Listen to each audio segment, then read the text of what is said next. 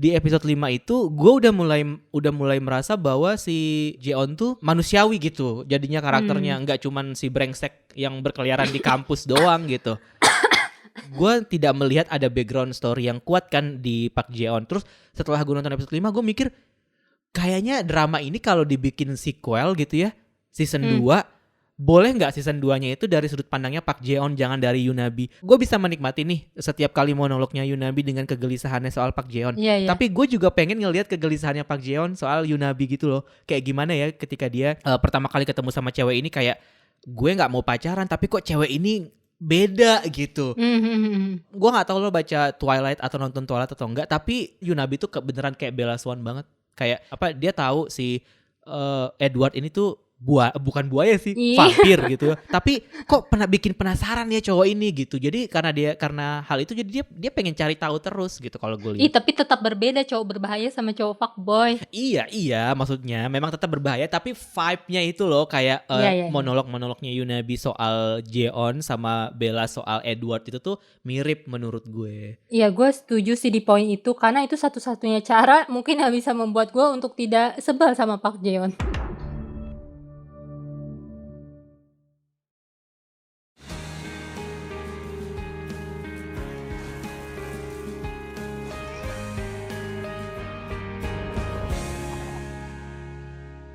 Semalam ada salah satu pendengar ngedrakor nih yang nge-tag gue artikel. Mereka tuh bilang di netizen sana tuh ngekritik Hospital Playlist 2 karena katanya itu semakin membosankan. Netizen sana tuh mana nih? Mars, Pluto, planet Mercury. Atau netizen sebelah rumah lo udah pagi-pagi udah teriak aja gitu. Tapi kalau menurut lo gimana nih? Emang menurut lo Hospital Playlist 2 makin membosankan kah? Kalau gue pribadi sih merasa sebenarnya nggak membosankan sih. Soalnya memang kayak gimana ya, gue sudah menikmati satu season yang pertama gitu dan gue udah tahu temponya itu slow ini. Jadi kayak nggak ada ekspektasi yang gimana-gimana banget sih menurut gue. Maksudnya kalau sebagai penonton awam nih, orang yang nggak pernah nonton drama Korea seperti ini sebelumnya, gue gak akan lanjut sampai season 2 sih.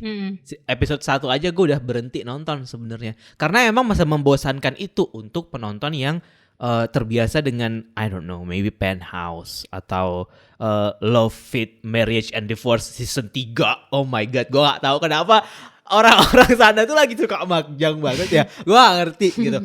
Tapi buat gue yang sudah menikmati season 1-nya, gue tidak menangkap sinyal bahwa semakin membosankan nih di season 2 gitu. Bahkan malah justru episode ini malah lebih ada kesan drama Korea pada umumnya gitu. Kenapa tiba-tiba ada masalah mertua menantu, tiba-tiba ada ibu-ibu Alzheimer yang ternyata sebenarnya nggak Alzheimer juga, cuman parno aja gitu.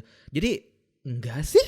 Lo gimana? Yang lucunya adalah yang tadi lo bilang mereka itu bukan penonton Penthouse atau apa, mereka tetap itu orang-orang yang memuji-muji season 1, cuman season 2-nya malah dikata-katain. Padahal menurut gue kayaknya gak terlalu jauh beda deh season 1, season 2. Selain season 2 ini emang untuk romansnya mereka sudah terbangun kan, sudah terbentuk kan. Yang namanya udah kenalan lama, udah ada yang jadian, udah ada yang mulai PDKT. Terus kayaknya mereka kayak benci gitu dengan love line ini yang terasa terlalu banyak. Iya, mungkin itu juga sih ya, kayaknya yang membuat mereka jadi merasa ini berbeda. Karena ya bener juga sih, kayak awalnya kita cuman kenalan-kenalan dan background story, sekarang baru masuk ke relationship gitu. Jadi ya mungkin buat beberapa penonton yang lebih suka mungkin mereka lebih suka background story doang kali ya. Gak usah masuk ke hubungan yang serius gitu, latar belakang aja terus, gak masuk ke pembahasan gitu kan kalau lagi bikin tesis. Iya, mungkin mereka berharapnya friendship aja nih, gue lagi malas nonton cinta-cintaan, malah di sini dapat cinta-cintaan juga. Mungkin itu alasannya kenapa ada orang yang gak suka sama Ik Jun Song Hwa kali ya. Kita kan gak tahu ya, mungkin mereka habis putus atau gimana. Iya, betul juga sih. Tapi lu sendiri gimana menanggapi komentar itu? Maksud gue, apakah lo juga merasa bahwa episode 8 ini deh dibandingkan dengan 7 episode sebelumnya, apakah lo merasa ini agak membosankan? Enggak sih, apalagi kan tema yang benang merah episode kali ini kan orang tua kan. Dan lo kan tahu kan gue soft gitu sama orang tua. Lu ya Ron, gue ingetin loh, ntar Mama Rosa udah sembuh jalan-jalan gak jelas lagi, jangan lu berani komen-komen aneh-aneh lagi. Mau dia di kolong jembatan kayak, mau dia di sungai kayak, biarin aja. Iya, tapi ini penyelesaian yang membahagiakan sih buat Mama Rosa. Soalnya ya emang coba lo pikirin, apa konflik apa lagi yang bisa datang untuk Andrea? Andrea itu cuman hancur cuman karena dua wanita. Sekarang nih Mama Rosa sama pacarnya Jang Gyeol, udah itu aja. Tapi ternyata Jang Gyeol nggak tahu, gue masih menyimpan kecurigaan sih sama Gyeol di sini, kayak dia masih berusaha buat menutupi sebenarnya dan masih terlalu banyak rahasia menurutku. Karena masa sih sesimpel itu? Karena cluenya di awal tuh permasalahan keluarga dia tuh ribet gitu, nggak cuman sesimpel kayak ya udah. Dan dia mengomentari ibunya yang kayak iya jatuh rusuknya patah tuh kayak kayak cuman luka di lutut gitu. Kayak nggak, ini aneh, ini aneh sih. Dia cuman berusaha menguatkan dirinya aja kalau menurut gue. Ya makanya lu nonton preview. Ya udah, apa kata preview? Di preview sih gue liatnya kayak ke-spill gitu, emang di episode selanjutnya. Ya Gyeol memang kemarin baru sekedar datang doang kan, dia belum cerita soal permasalahan utamanya, kenapa nyokapnya bisa sampai jatuh dan patah tulang itu kan, Iya. bahwa mungkin keluarganya adalah keluarga broken home yang KDRT atau gimana, mungkin itu akan terasa berat buat Gyeol untuk terbuka soal itu gitu. Jadi ya kita tunggu aja Gyeol terbuka pelan-pelan lah. Iya pelan-pelan, karena soalnya besok udah episode 9 nih, udah tinggal 4 episode lagi nih. Nggak bisa pelan-pelan lagi gua rasa. Karena kalau misalkan ditunda terus sampai ending tuh kayak aduh gitu. Gua tidak ingin menunggu kasus ini tuh sampai season 3 gitu loh, kayak nggak bisa dibuat penasaran kayak gitu, nggak bisa gitu. Junwan aja dia di episode sebelumnya dia udah tahu Iksun ada di Korea. Terus ternyata akhirnya baru ketemu di ending episode sekarang juga. Lu bayangkan 1,5 jam dia akhirnya baru bisa ketemu lagi. Itu pun juga udah berminggu-minggu kayaknya ya, dari kepotong percakapan lagi. terakhir gitu. Tapi yang masalah Junwan gue suka sih. Gue udah menangkap sinyal bahwa Ikjun akan mempertemukan mereka ketika Ikjun nanya soal jadwalnya Iksun. Terus dia juga obrolan antara Junwan, Jongwon sama Ikjun yang soal lo sampai sekarang masih belum bisa beli tiket sendiri. Itu tuh kayak gue udah menangkap sinyal bahwa dia akan mempertemukan adiknya dengan si Junwan sebenarnya. Tapi walaupun gue udah menyangka, dan ketika adegan itu terjadi pun kayak gue tetap deg-degan gitu loh ya. Gak gue, karena kan gue selalu bilang kayak Junwan tuh adalah gue gitu ya.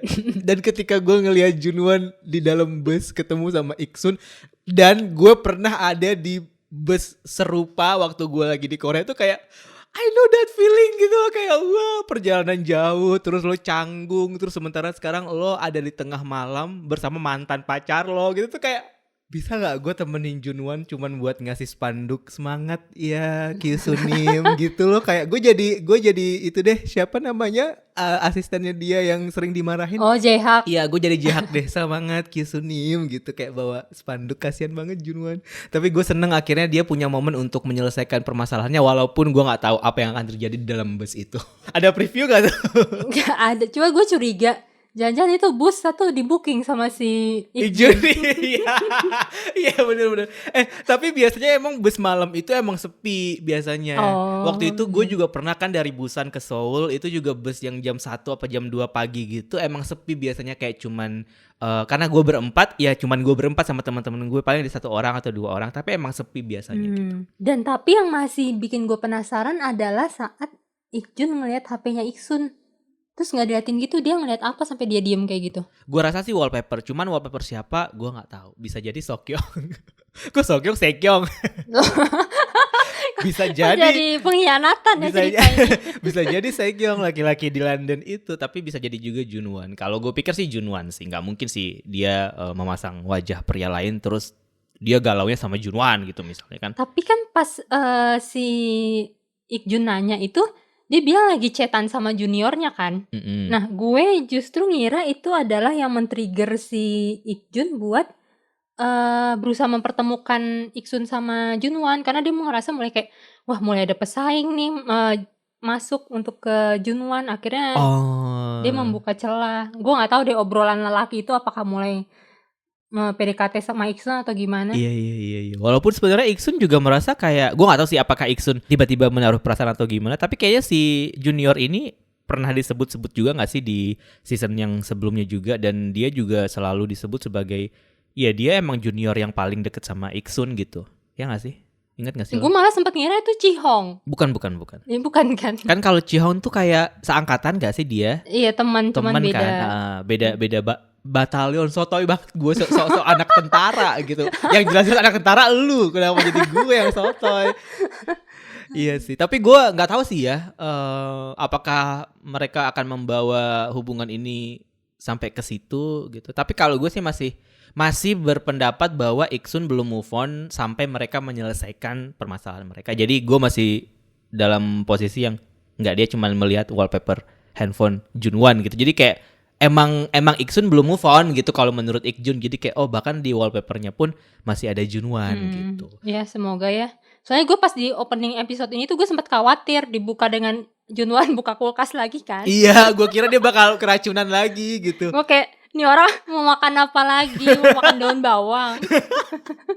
Iya. Dan lagi pula di preview episode ini yang di foto kan, TVN rilis foto tuh beberapa, ada fotonya Iksun, Gyeol sama Mina kan. Tapi emang nggak dikasih penjelasan kan apa yang terjadi sama foto itu. Dan gue ngelihat foto Iksun di situ kok kayak sakit banget orang ini. Gue ngelihatnya kayak orang sakit gitu.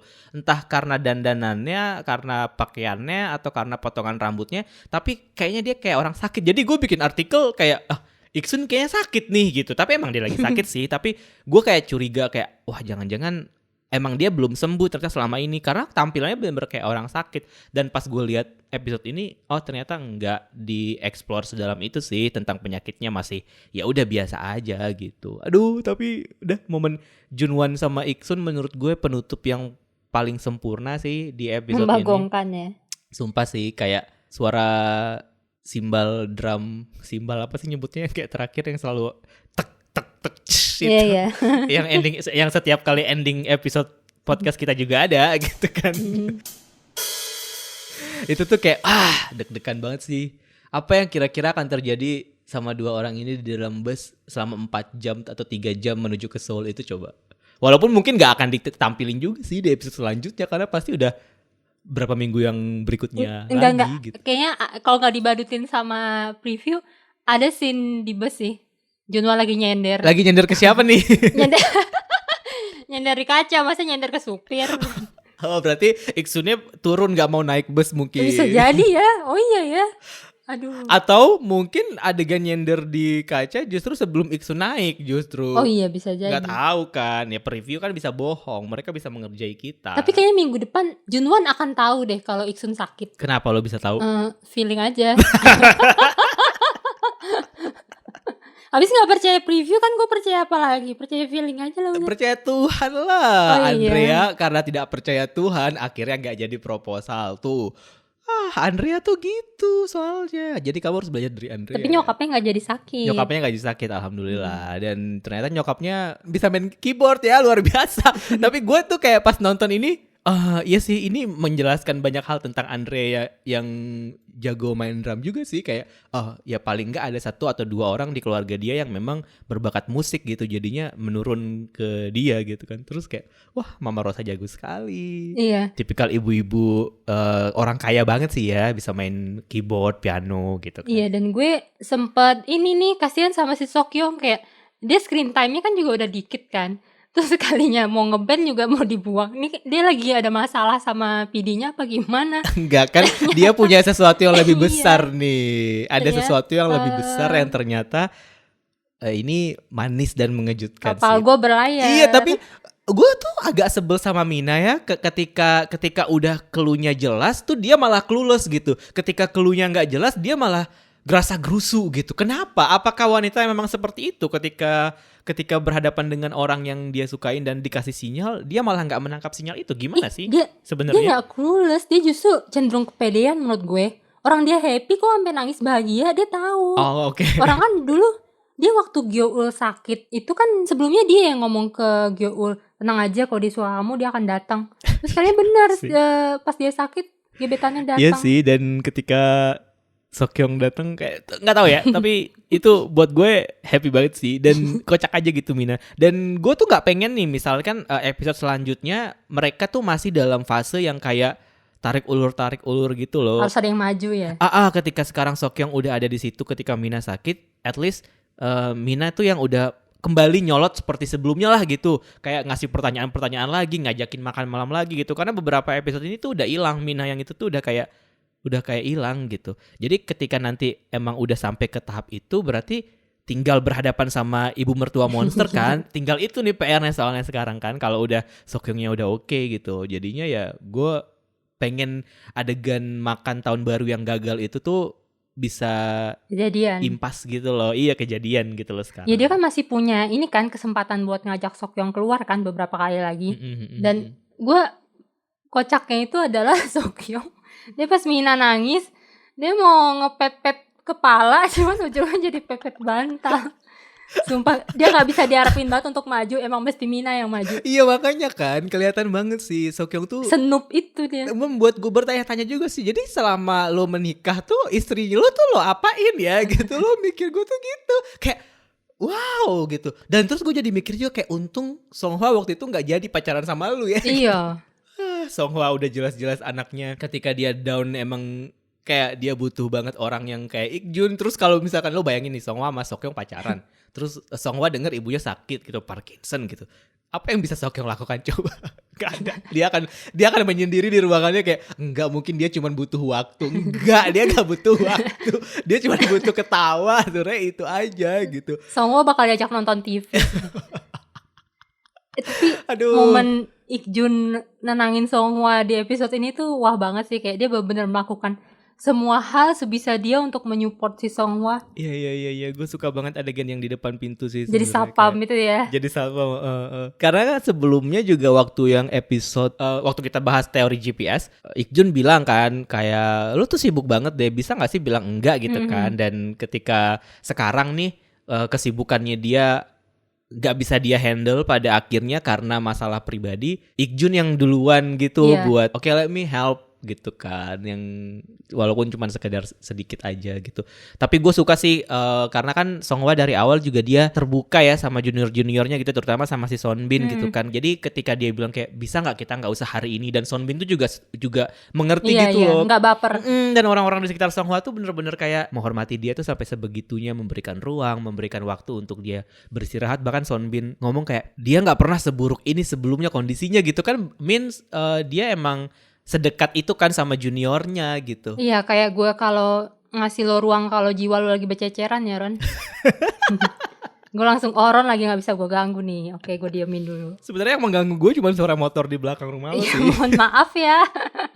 Oh iya, dan satu lagi yang bikin gue seneng di episode ini ya, walaupun gue gak terlalu bisa melihat semudah itu mengidentifikasi alurnya seperti episode sebelumnya, tapi udah nggak ada lagi tektokan adegan antara Ikjun Songhwa ke Rosa Jongsu. Lo ngerasa? Oh iya, karena Rosa lagi sakit kali. Menurut gue itu sebuah momentum gitu. Mungkin karena kita sering bahas itu kali ya, terus mereka denger podcast kita gitu.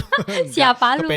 Kepedean siapa lu? Nggak, tapi gue ngelihat kayak tiba-tiba di episode ini udah nggak ada lagi tuh abis Ikjun Songhwa Rosa Jongsu, atau sebaliknya udah nggak ada lagi. Padahal kan momen Ikjun sama Songhwa banyak banget kan di sini, dan Rosa sama Jongsu juga banyak banget kan momen berduanya. Iya. Tapi udah nggak ditampilkan bersebelahan lagi gitu, yang mana membawa kita kepada sebuah kesimpulan bahwa Ikjun Songhwa tuh ya maaf nih buat yang nggak nge-ship ya, tapi mereka akan jadi sih guys, mohon maaf banget nih, karena gambaran masa depannya udah nggak ada, udah kabur di Rosa Jongsu, udah nggak diparalelin lagi gitu. Tapi lu jangan kesenengan dulu. Siapa tahu mereka emang gak paralel, cuma yang jadian akhirnya Jongsu sama Rosa. Soalnya di preview episode selanjutnya itu kakek Jongsu tuh ada ngomong ke Mama Rosa, ini saatnya kamu bahagia menikmati hidup, jangan terlalu mikirin anak lagi. Pokoknya intinya kayak gitulah.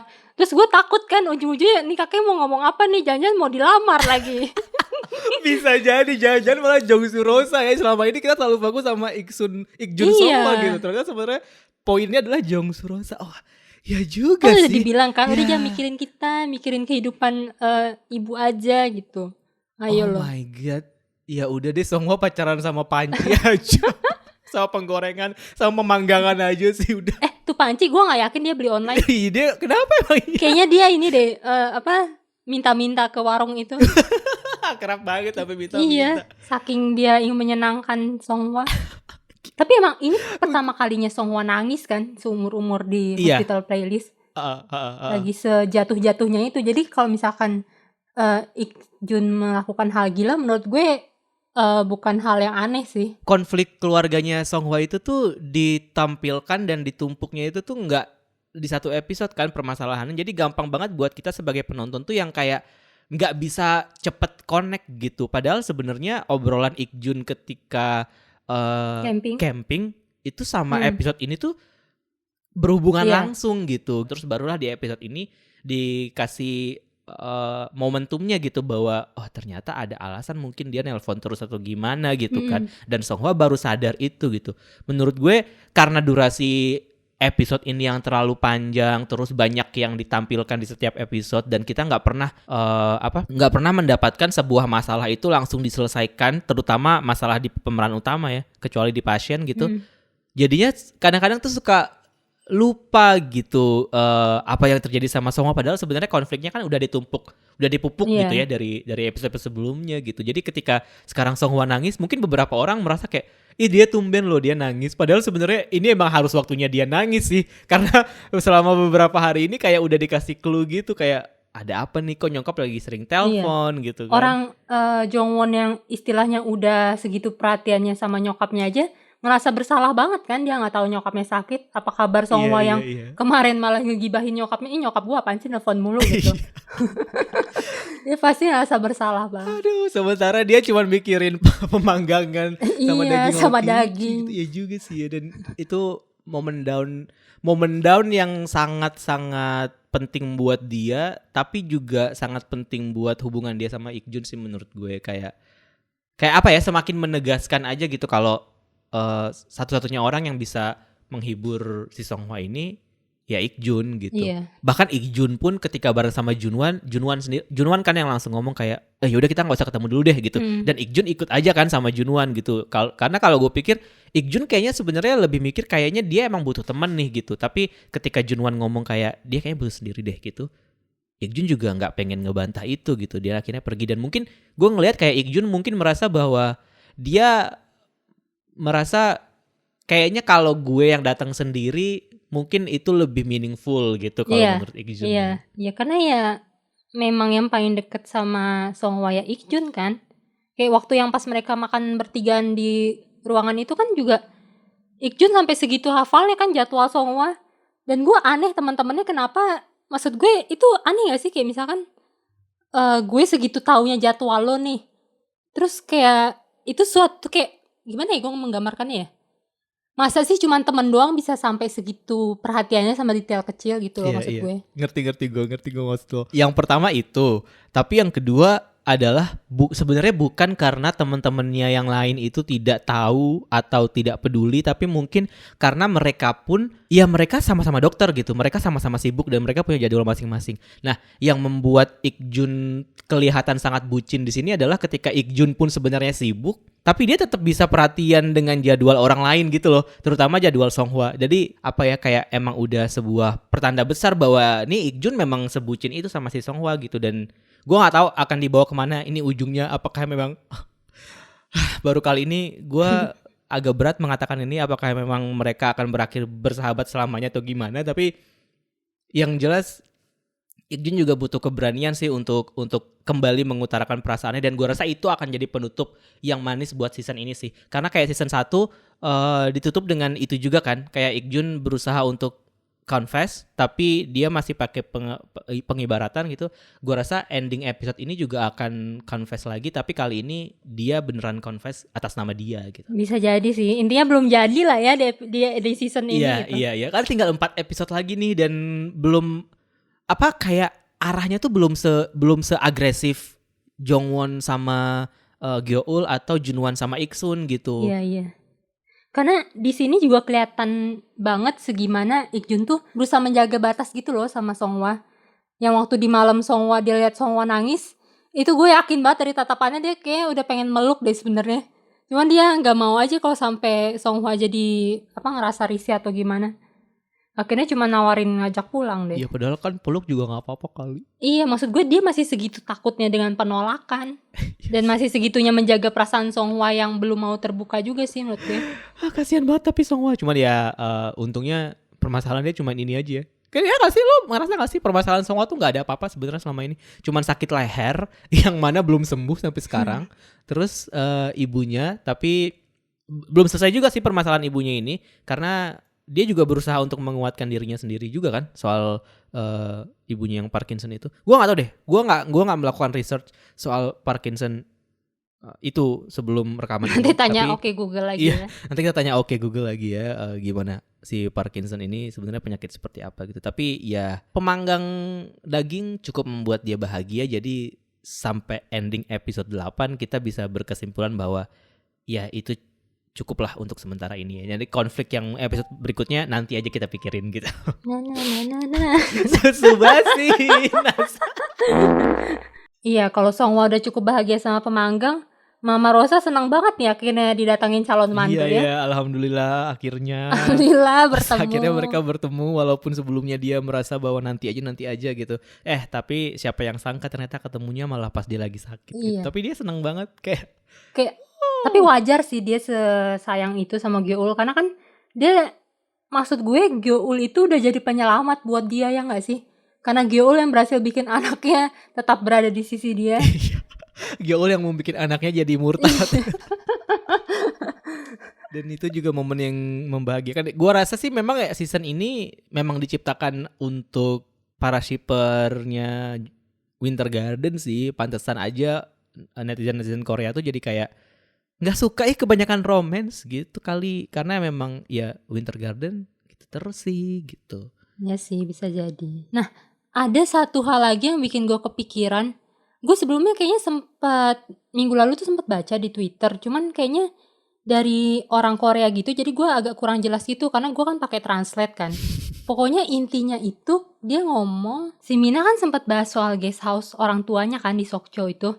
Dan sebelumnya juga si 5 sekawan ini sempat ngomong mereka mau naik gunung kan. Dan yang si siapa namanya Song Hwa sempat ngomong, iya waktu di Sokcho aku udah pernah kesana beberapa kali kok. Nah menurut gue tempat yang mereka dulu pernah datengin itu adalah ya tempat orang tuanya Mina. Cuman gue nggak tahu deh akan ada masa lalu apa mereka di sana sama keluarganya Mina. Oh iya juga sih, bener juga tuh. Mungkin nanti itu akan jadi momen pertemuan calon mertua ya. Tapi gue nggak tahu nih apakah Mina sama Seokyeong pergerakannya akan seperti apa dan secepat apa sampai akhirnya mereka camping dan kayak ternyata kita bertemu di sini. Tapi kayak seru banget gak sih kalau misalkan mereka camping nih berlima, terus tiba-tiba di saat yang sama Mina sama Gyeol juga lagi liburan datang ke situ bareng gitu. Oh iya. Junwon kasihan dong, enggak gitu. Junwon kan akan perlu penyelesaian nih. Bisa jadi selesai nih masalahnya sama Iksun, bisa jadi damai kan, bisa jadi datang juga nanti bareng ke situ sama si Iksun, jadi kumpul rame-rame gitu, couple-couple ya. Penutup ending ya. Iya mungkin ya, mungkin itu disiapkan buat ending, mungkin nggak tahu juga sih ya. Ya bisa jadi. Cuman lu mesti hati-hati loh sama cowok-cowok pendiam kayak Seokyeong gini. Tahu-tahu dia malah duluan meninggalin yang lain. Dia yang duluan jadi sama si Mina, nikah. Soalnya scene yang dia nenangin si Mina itu udah kayak suami nenangin istri lagi mau lahiran ya nggak sih? Iya karena Mina juga nangisnya kayak gitu. Iya jeritan gitu kan. Sumpah gue ngeliat shot itu kayak lah ini kok Mina kayak lagi mau melahirkan, gue bilang gitu. Iya dan itu jadi relate juga sama yang pas episode kapan tuh dokter tuh bisa lupa gitu. Seokyeong dia dokter kandungan, cuman ntar sekalinya istrinya yang mau melahirkan dia juga bingung gue harus ngapain gitu. Ya ampun, cool. Ini shotnya tuh cool gitu buat gue. Nah, kita dikasih harapan asli atau harapan palsu nih Ron? Kalau yang Seokyeong sama Mina gue rasa ini cukup positif lah gitu.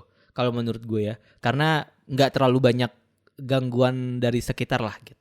Kayak Seokyeong juga udah mulai berdamai dengan masa lalunya. Tinggal masalah ibu mertua aja nih sebenarnya. Tinggal masalah itu aja pokoknya. Nanti Mina tinggal ngasih sogokan gincu yang banyak aja udah. Iya, tolong lu chat nyokapnya Seokyeong Ron, lo kan deket. Ya, nanti gue ajak makan di rumah Mama Rosa sambil berkebun.